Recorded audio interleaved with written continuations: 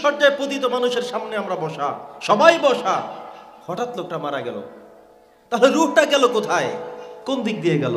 নাকে দিয়া, চোখে দিয়া, মুখে দিয়া, না অন্য কোনো জায়গায়? বের করার সুযোগ আছে? কথা বলেন, বের করার সুযোগ আছে? তার মানে হলো আল্লাহ যেটা বলেছেন সেটাই রাইট, যে কুলির রূহু মিন আমরি রব্বি। আল্লাহ বলছেন শুধু আমার নির্দেশ ছাড়া রূহটাকে অন্য কোনোভাবে চিন্তা করবার কোনো সুযোগ নেই।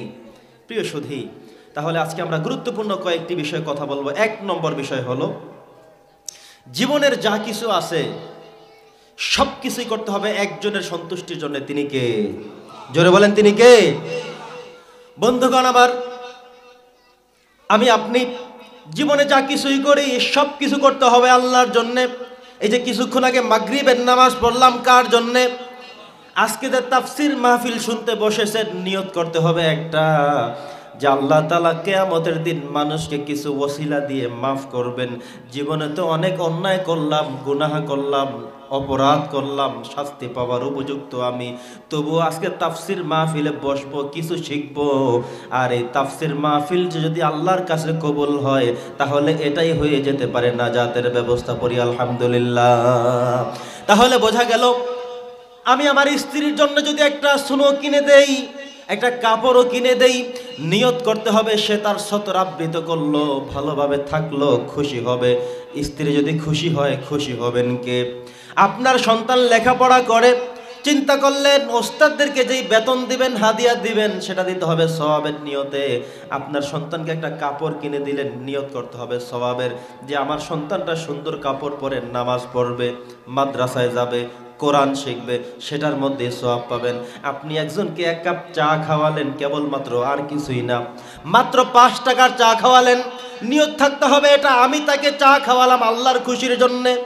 উনি একজন ইমাম সাহেব, উনি একজন মুয়াজ্জিন সাহেব, উনি একজন আলেম মানুষ, উনি একজন নামাজি মানুষ, ওনার জন্য কিছু যদি করা হয়, খুশি হবেন কে? যদি এমন নিয়ত করা হয়, তাহলে দেখা যাবে আপনার শান্তি মিলবে। আপনি পৃথিবীতে যা কিছুই করবেন শুধুমাত্র আল্লাহর সন্তুষ্টির জন্যই করতে হবে, অন্য কারো জন্য না। আল্লাহ বলেছেন, আমি আল্লাহর জন্য যদি করে থাকো, তাহলে এর প্রতিদান পরকালে তো পাবেই পাবে, দুনিয়াতেও তার কিছু পাওয়ার সম্ভাবনা রয়েছে। পড়ি আলহামদুলিল্লাহ।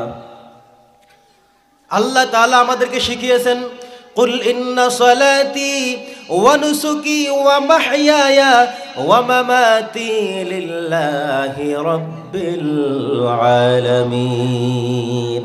আল্লাহ বলেছেন, তোমরা এমন ভাবে নিজেদের জীবন উদযাপন করো, উৎসর্গ করো। ইন্না সালাতি, নিশ্চয় আমার নামাজ, ওয়া নুসুকি, আমার কোরবানি, ওয়া মাহইয়া, আমার জীবন, ওয়া মামাতি, আমার মরণ, লিল্লাহি রাব্বিল আলামিন। পড়েন আল্লাহু আকবার। আমার জীবন দিয়েছেন কে? জীবন দিতে হবে কার জন্যে? আল্লাহর জন্যে। আমার যত কোরবানি আছে সব আল্লাহর জন্যে, আমার জীবন আল্লাহর জন্যে, আমার মৃত্যু আল্লাহর জন্যে, এবং যে নামাজ আমি 5 ওয়াক্ত আদায় করি সেটাও করতে হবে কার জন্যে? আল্লাহর জন্যে। বন্ধুগণ আমার, তাহলে আমরা জীবনে যা কিছুই করব কার জন্যে? আল্লাহর সন্তুষ্টির জন্য সব করব। আপনি যত টাকা ব্যয় করেন, যত সময় ব্যয় করেন, সব করতে হবে আল্লাহর জন্যে। ধরুন একজন ভাই বিপদে পড়েছে, আপনি তাকে উদ্ধার করার জন্য রওনা করলেন, চিন্তা থাকতে হবে এটা আমি আজকে তার উপকার করলাম শুধু আল্লাহর খুশির জন্যে। এমন নিয়ত করবেন না আজকে তাকে আমি উপকার করলাম, কালকে আবার আমি যদি বিপদে পড়ি সে আবার উপকার করতে হবে আমার। এমন কি নিয়ত করা যাবে? না, এমন নিয়ত কখনো আমরা করব না। একজন ভাই বিপদে পড়ছেন, আপনি আজকে তাকে উদ্ধার করেন, নিয়ত কি? যে এই ব্যক্তির সামান্য উপকার করলেও যদি আমার রব খুশি হন, আমার আল্লাহ খুশি হন, এর থেকে বড় কিছু চাওয়ার পর আমার আর নাই। উনি বিপদে পড়ছেন, আপনি উপকার করলেন, আবার আপনি যে বিপদে পড়তে হবে, বিপদে পড়বেন, এটা কোনো গ্যারান্টি আছে? বিপদ তো নাও হতে পারে। আবার আপনার বিপদ যখন হবে তখন উনি তো থাকতেও পারেন, নাও থাকতে পারেন, কাছেও থাকতে পারেন, দূরেও থাকতে পারেন। তার মানে হলো কারো উপকার করতে নিয়ত করব যে আমি আল্লাহর খুশির জন্য তার উপকার করলাম। ঠিক এটাই যদি নিয়ত থাকে, আরেকদিন আপনি বিপদে পড়লে অন্য মানুষ দৌড়ে এসে আপনার সহযোগিতা করবে, কারণ সেই মানুষগুলোকে আল্লাহ পাঠিয়ে দিয়েছেন, কারণ আরেকদিন আপনি আল্লাহর খুশির জন্যই কাজ করেছিলেন। সুবহানাল্লাহ।